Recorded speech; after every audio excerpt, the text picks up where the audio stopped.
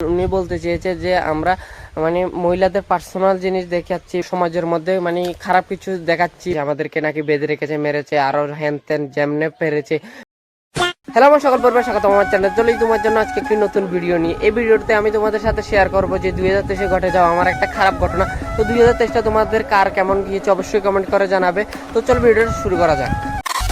আমি অনেকদিন ধরে ভাবছিলাম যে একটা পাবলিক রিঅ্যাকশন ভিডিও শুট করব, তো যেই বলার সেই কাজ, আমি সবাইকে বলি। তো বলার পর আমি আমার একজন বন্ধু আর দুজন ভাই মিলে যাই ভিডিওটা শ্যুট করতে। ওই দিন ছিল 6 এপ্রিল 2023। আমরা যাওয়ার পথেই আমার একটা নতুন বোতল ফেটে যায় একটা ভাইয়ের হাত থেকে পড়ে। তো আমরা ভেবেছিলাম যে কিচ্ছু হবে না, এমনি পড়ে গিয়েছে শেষ গিয়েছে। কিন্তু আমার একজন ভাই বলছিল যে আজকে আমাদের দিনটা মনে হচ্ছে যে কেমন জানি যাবে, খারাপ যাবে। তারপর আমরা চলে আসি স্টেশনে এসে দেখি যে ট্রেন নেই। তারপর আমরা ওইখানে কিছুক্ষণ বসে, অনেকক্ষণ পরে ট্রেন আসে। তো আমরা রেডি হয়ে ট্রেনে উঠে যাই। ট্রেনে অনেকক্ষণ ভিডিও শ্যুট করেছিলাম, কিন্তু আমার বন্ধু বলছিল যে এমনভাবে হবে না বলতে আরও বেশি রিঅ্যাকশন দরকার। সেই জন্য ও বলছে যে স্টেশনে নেমে নাচ করতে এবং গান গেয়ে রিঅ্যাকশন নিতে। তো যে বলা সে কাজ, আমরা প্রথম একটা স্টেশনে নেমে রিঅ্যাকশান নিয়ে ভিডিও শ্যুট করে রিঅ্যাকশান নেওয়া হয়ে গেছিলো। তারপর আমাদের 2 নম্বর স্টেশন পরে বিলোনিয়াতে নেমে আমরা যখন ভিডিওটা শ্যুট করে ট্রেনে উঠে যাচ্ছিলাম, তখন পিছন থেকে একজন মানুষ আমার ভাইটাকে পিছন থেকে ধরে বলছে যে তুই এটা কী পরেছিস। আমার ভাইটা পরেছিল যে একটা নাইটি, আর আমি একটা জামা আর একটা লুঙ্গি পরেছিলাম। তো ওই মানুষটা বলছে যে কি যেন আমরা সমাজের মধ্যে খারাপ কিছু দেখাচ্ছি বা কি, উনি বলতে চেয়েছে যে আমরা মহিলাদের পার্সোনাল জিনিস দেখাচ্ছি বা এমন সামথিং কিছু বলছিল। তো আমি ওনাকে একটা কথাই বলেছি যে বলতে চাই, ওই সময় আমি কিছু বলিনি ওনাকে, কারণ বলতে কিছুই পারিনি। সমস্যাটা হচ্ছে এটাই যে ট্রেন ছেড়ে দিয়েছিল লগে। তারপর আমরা ট্রেনে উঠে পড়ি। তো এরপর আর কোনো ভিডিও শ্যুট করা হয়নি ট্রেনে। আমরা একবার আগরতলাতে গিয়ে ভিডিওটা শ্যুট করি। তো আমি ওনাকে একটা কথাই বলতে চাই যে যারা এই ব্লগ ভিডিওর নাম করে যে ভালগারিটি সৃষ্টি করছে, ভালগারিটি দেখাচ্ছে, তো ওনাকে আপনি যদি এতই পাওয়ারফুল ম্যান হন, তাহলে আপনি ওই চ্যানেলগুলোকে আপনি কিছু বলেন। আমরা মানুষকে আনন্দ দিচ্ছি, খারাপ কিছু তো দেখাচ্ছি না, আমরা মানুষকে আনন্দ দিতে চেষ্টা করছি। আর আপনি এসে বলছেন যে আমরা ভালগারিটি সৃষ্টি করছি, মহিলাদের প্রাইভেট পার্ট দেখাচ্ছি বা আরও কত কিছু আপনি বলছেন। তো যারা আমার সাথে ছিল তারাই বলতে পারবে, আর অন্য কেউ তোমরা বিশ্বাস করতে পারো না করতে পারো এটা আমি জানি না। যেটা ঘটেছে সত্যি কথা ওইটাই আমি বলছি। যারা আমার বন্ধু ছিল আমার সাথে, আমার 2জন ভাই ছিল, ওরাই বলতে পারবে। আর যারা ওই সময় কাছে ছিল তারাই বলতে পারবে, আর কেউ তো বলতে পারবে না। তারপর আমরা আগরতলাতে গিয়ে ভিডিও শ্যুট করতে থাকি। তো তারপর আমরা ভেবেছিলাম যে ভিডিও শ্যুট শেষ করে আমরা খাওয়া দাওয়া করে তারপর ট্রেন ধরবো। কিন্তু ভিডিও শ্যুট চলাকালীনই আমাদেরকে একজন পুলিশ অফিসার ডাক দিয়ে বলছেন যে ভিডিও করছি কেন। আমি বলছি যে আমাদের চ্যানেল আছে, চ্যানেলে আপলোড করবো। তাই উনি বলছেন যে ভিডিওগুলো ডিলিট করতে। তো আমি বলছি আমি যদি ভিডিওগুলো ডিলিট করে দিই তাহলে তো আমাদের দিনের আজকের পরিশ্রমটা পুরো বেকার যাবে। উনি বলছে যে ওইখানের ভিডিওগুলো ডিলিট করতে। তো আমি ভিডিওগুলো ডিলিট না করে ভিডিওগুলো প্রাইভেট করে ফেলি। না হলে যদি রিসেন্টলি ডিলিট যদি চেক করে তাহলে তো আমি শেষ। ওইখানে তো ডিলিট করার পরেও ভিডিওগুলো থাকে, একেবারে তো ডিলিট হয় না। তারপর আমাদেরকে ওই পুলিশ অফিসারটা যেতে বলে। ওইখান থেকে যাওয়ার পরে কিছুক্ষণ সাথেই ধরতে পারো। ওই আমার এই একজন ভাইটার বাড়ি থেকে কল আসে বলছে যে ওকে অক্ষণে বাড়িতে আসতে। কিন্তু অক্ষণ কি করে আসবে? আমরা তো ভেবেছিলাম টিফিন খেয়ে তারপরে গিয়ে আসবো। তো তোমাদের মনে একটা প্রশ্ন আসতে পারে যে ও কি বাড়ি থেকে বলে আসেনি? তো ও বাড়ি থেকে বলে এসেছিল যে ও যাচ্ছিল ভিডিও শুট করতে। তো তারপর সমস্যা একটাই যে ট্রেনে অনেক চেনা জানা লোক ছিল, ওদের বাড়ি আমাদের গ্রামে। ওরা তো দেখেছে বোধ সম্ভবত বিলোনিয়াতে আমাদেরকে ওই লোকটা ধরেছে, আরো কি বলেছে কিছু কথা, কেন পড়েছে এই সেই তোমাদেরকে বললামই আগে। তো ওরা বোধহয় বানিয়ে চড়িয়ে বাড়িতে সবকিছু বলে দিয়েছে হ্যান ত্যান। তারপর ওর দাদুর রেগে গিয়ে কল করে বলছে যে অক্ষণে আসতে। তারপর অক্ষণ কি করে আসবো?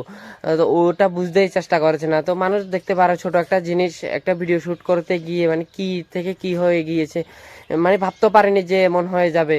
আর আমার বাড়ি থেকেও কল করছিল, চিন্তা করছিল। তো আমি বাড়ি থেকে বলি, সব বুঝে যায়। তারপর আমি বাড়িতে আসি, সবকিছু বলে দিই। এরপর আমরা টাইম দেখি, তখন ঘড়িতে বেজেছিল 10:48। কিন্তু তারপর আমরা ওইখানে জিজ্ঞেস করি যে ট্রেন কয়টার সময় ছাড়বে। তো উনি বলছেন যে 10:50-এ ট্রেন ছেড়ে দেবে। তো তারপর আমাদের হাতে ছিল 2 মিনিটে আমরা এদিক থেকে ওই পাশে দৌড়ে গিয়ে যেতে ট্রেন ছেড়ে দিয়ে হালকা ছেড়ে দিয়েছিল। তখন ট্রেন থেকে আমাদেরকে দেখে ট্রেনটা স্লো করে তারপর আমরা ট্রেনে উঠি। দৌড়াচ্ছি যে ওই সময় আমি ঠাকুরকে ডাক দিচ্ছিলাম আর বলছিলাম যে ঠাকুর আজকে তো আমাদেরকে অনেক কষ্ট দিয়েছে, অন্তত ট্রেনটা যাতে হাত ছাড়া না হয়। এবার তোমরাই কমেন্ট করে বলো ঠাকুরে আমার কথাটা শুনেছি কিনা।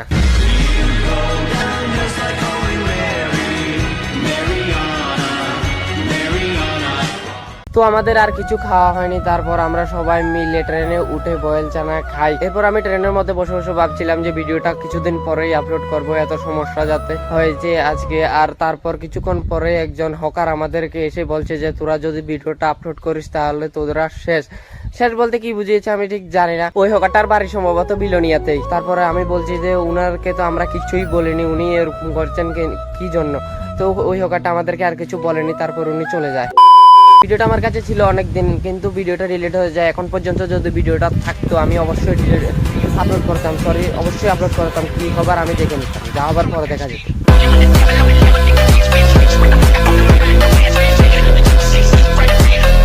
তারপর বাড়ি চলে আসার পথে আমাদের গ্রামের একজন দাদা আমাকে জিজ্ঞেস করছে যে কেমন মার খেয়েছিস।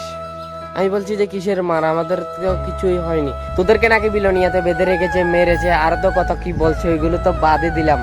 তারপর আমি বাড়ি চলে আসি। বাড়ি এসে মাকে সব কথা খুলে বলি। মা বলছে যে কিচ্ছু হবে না, তুই ভিডিওটা আপলোড করিস না। আমি বলছি যে তাহলে তো পরিশ্রমটা পুরো শেষ। মা বলছে যে কিচ্ছু হবে না, গিয়েছে তো গিয়েছে, একটা ভিডিও গিয়েছে, কেন কিছু হবে না, তুই আরেকটা ভিডিও বানিয়ে নিস। তো আমি আর কি বলবো, তাই আমি ভাবলাম এত কিছু ঘটে গিয়েছে, তাই বাদে দিলাম। জানি না কি হয়েছে আমার, এতদিন পর আমার মনে হয়েছে যে তোমাদেরকে ঘটনাটা পুরো খুলে বলা দরকার, তাই আমি তোমাদের সাথে ঘটনাটা শেয়ার করছি।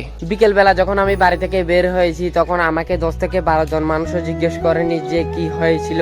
আমি সব কথা বলি সবাইকে, সবাই আমাকে বুঝাতে থাকে যে ভিডিও করে কি লাভ। এইভাবেই চলতে থাকে 6-7 দিন। সবাই আমাকে দেখলে ছোট থেকে বড় সবাই জিজ্ঞেস করে যে কি হয়েছিল ওই দিন। বিকেল হতে হতে গ্রামের সব লোকের কাছে এই ঘটনাটা পৌঁছে যায়। আমাদেরকে না, আমাকে, মানে শুধু আমাকে, আমাদের মানে সবাই থেকে এবার আমার কথা চলে এসেছে। বলছে যে আমাকে বেঁধে রেখেছে, মেরেছে, আরো তো কত কি বলছে, তো ওগুলো বাদে দিলাম। এখনো কিছু কিছু লোক আমাকে বলে যে কি রে এখনো ভিডিও করিস নাকি, মার খেয়েও কি শিক্ষা হয়নি।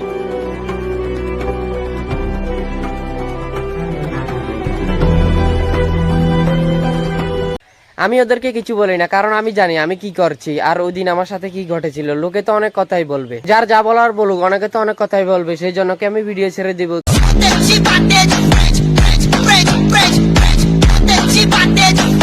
কিন্তু জানতাম না যে ছোট একটা ভিডিও শুট করতে গিয়ে এত বড় ঘটনা ঘটে যাবে। তো আমি এই ঘটনাটা আরো অনেকজনকে বলি, আমার জিজ্ঞেস করেছিল, আমার রিলেটিভরা জিজ্ঞেস করেছিল, তো ওদেরকে বলে ওরা আমাকে অনেক সাপোর্ট করে, বলে যে কিছু হবে না, এইসব সমস্যা হবেই। তো আমার বন্ধুরাও অনেক মোটিভেট করে, অনেকেই অনেক মোটিভেট করে। তো আমি সবাইকে থ্যাংক ইউ মন থেকেই এত সাপোর্ট করার জন্য। ভিডিওটা ভালো লাগলে like comment share and subscribe করে দিয়ে, ফেসবুক থেকে দেখলে পেজটাকে ফলো করে দিয়ে। চলো টাটা, দেখা হচ্ছে পরের ভিডিওতে। সবাই ভালো থাকো, সুস্থ থাকো, টেক কেয়ার।